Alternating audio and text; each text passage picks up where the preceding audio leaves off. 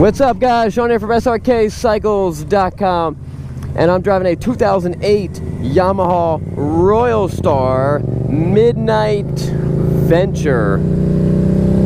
Royal Star, I think it's a Royal Star Tour Deluxe. It's a Venture. Let's start off with the words of wisdom, guys. This is everyone's favorite part. Proverbs 27:17. Iron sharpens iron, just as one man sharpens another man. That's like, help your brothers out. Help keep them sharp. You keep him sharp. You know what I mean? I got you, Caleb. I'll keep you sharp. Alright, guys. I'm loving this Yamaha Venture. It's a nice bike. I did a little bit of research about it. It does have cruise control.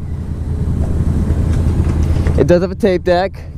This is the oldest vehicle. This is the most modern vehicle that they ever made a tape deck in. Look at it.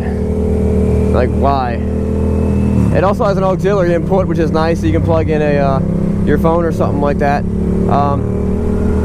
So unlike the other, this is kind of an unusual bike because it's a big, full-blown touring bike. Very comfortable. Everyone loves how comfortable it is. But instead of a V-twin or a straight or like a flat 6 or inline 4 or something like that, it's a V4, which, you know, so it's kind of a smaller engine. It's only a 1300 cc, and it makes great power. It feels great, has a lot of good torque, very grunty. I mean, it feels amazing. Oh, that's actually that's a digital speedometer over there. It's a digital analog looking speedometer. That's pretty cool. Yeah, someone's gonna pick that up and their life's gonna be elevated. Guys, this is a 6-gallon fuel tank. That's a pretty large size windshield. The inner fairings are always painted like a marble looking color. It's kind of their thing. And I don't know what makes this bike the midnight one. It's not like very black. But whatever. But the thing has great power, very comfortable. So let's do a little bit of reading on the forums and stuff. A lot of people were switching from their Goldwings to this bike just because they thought it was a little more comfortable, and it is a little more of a cruiser style. The Goldwing kind of has more of a sporty stance to it, where your knees are in front of your feet. My feet are in front of my knees. It's you know, and seating wise, it's a little more comparable to like the Ultra Classic. It's got great power. It's very smooth, much smoother than you're going to get out of a V-twin.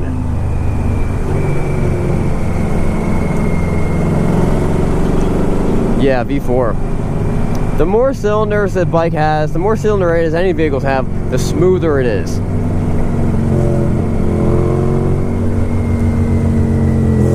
That's why you have like a single cylinder, it's never going to be that smooth. A twin, they're getting smoother, but they're never going to be that smooth. You have a V8 or a V12, that thing purrs like a hummingbird, you know what I mean? Very, very, very smooth. As long as it's more cylinders to maintain. So this thing's pushing around 96 horsepower, just under 100 horsepower, and it's weighing in at a whopping 800 pounds dry. So you're probably looking at somewhere closer to the 900 pound range with wet, maybe a little bit of luggage in the back. But yeah, a lot of guys say this bike's real comfortable. I think it's very comfortable. I love the ergonomics. I love the way it sits. I like that it's an import. It's going to be reliable. I like that V4. I'm kind of bummed out that it's still an older bike. You know, it's still the same bike they made like 10 years ago. It's still carbureted. I don't know why they didn't just put fuel injection into them, but the way they think is, hey, it works. If it works, it sells, and it does work. It works very good.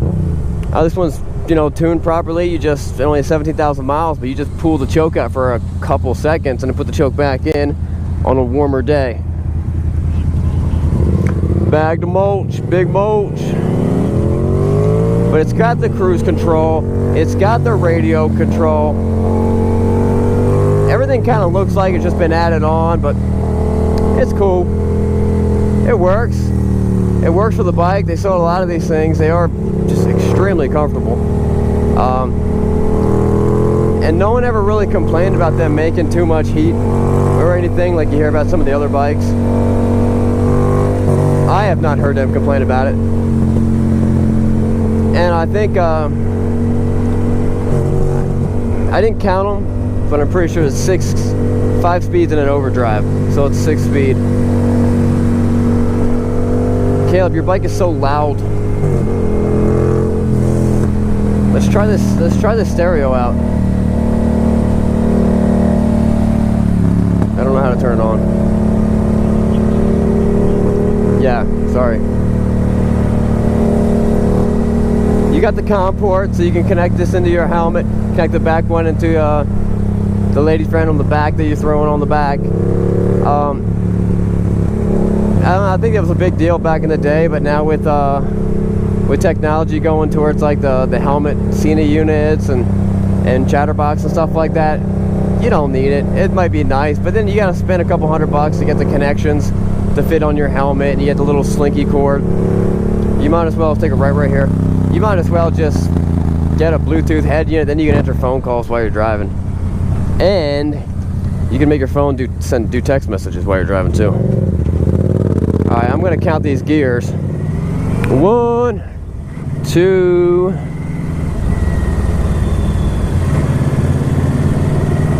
3, 4, 5. Oh, okay. 5's the overdrive. So 5 with an overdrive. I was seeing some conflicting things when I was reading about it. Some people were saying it was 6 speed. They don't know what they're talking about. And the thing about it is, it's not a bad thing. If you don't need if you have the power, you don't need the extra speeds. Cool, man. I mean, it's got a speedometer goes up to 120. That's plenty fast for a bike like this.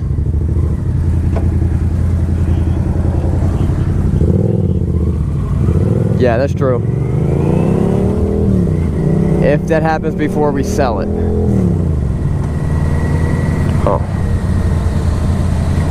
Huh. Just got an idea. Alright guys, so it's a nice bike. It runs very well. You know what's funny about it? The back tire is the front tire is almost as big as the back tire. Back tire is huge. It's like this big. It's like a 240 front tire. No, I'm just kidding. But the front tire is big. You know, kind of like Fat Boy style. I don't know why they did it, but it looks cool. It looks mean. You got a little more rubber on the ground. Brakes feel nice. They don't pulsate. Front end brakes both feel good.